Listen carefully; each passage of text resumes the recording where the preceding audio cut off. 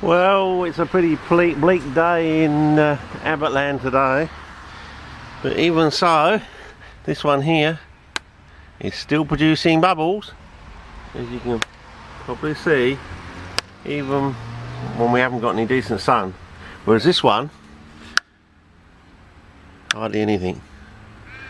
So definitely there is a difference between, and this one here, I set up within 24 hours it started producing the bubbles, and as you can probably see, that is having an effect on the charcoal. So basically this has made something like that into that sort of thing. So this has turned that into that. So yeah. So oh yep, as you can see, it comes through there.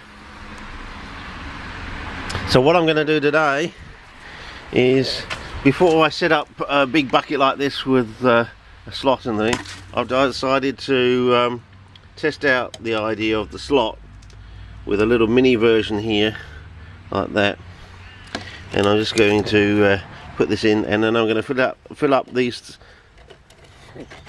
cut down milk bottles. Now up to the line here,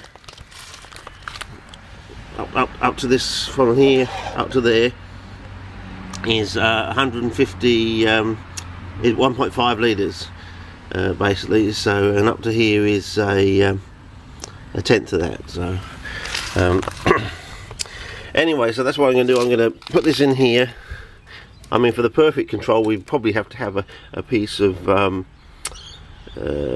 toweling, not toweling, what do we call it, in the bottom of that, in case there was any rotting component to it, you know, like if the paper is being contaminated like with penicillium. But we'll keep that in the back of the mind if we have to run the experiments again. So, but this is just like a mini test run. Yeah, so this will be like having like a 15 litre bucket. So this is like a 10 times scale down. This is a 10 litre bucket, as you can see with the scaling on there, 9, and right up to the rim is 10 litres. And this you can think is like a cut down version sort of thing. So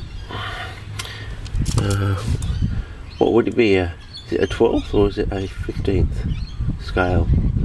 You can work that out with your calculators. But anyway, what I'm just going to do is get some of these you know, finer chunks of charcoal and put them in the bottom of the container, just to start it off sort of thing, to make sure we sort of simulate the size of grip we want sort of thing. So we have something like that, and we put it in the bottom before we start building up with the larger sort of chunks.